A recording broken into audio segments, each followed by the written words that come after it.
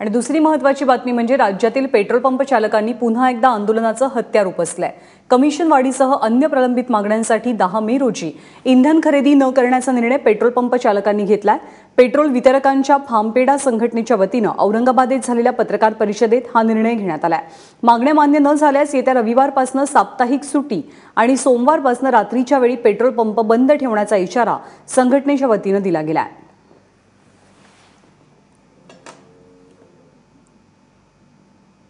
औरंगाबादमधील फार्मपेडाचे सदस्य राजीव मुंदडा यांनी काय प्रतिक्रिया दिली आपण पाहूया।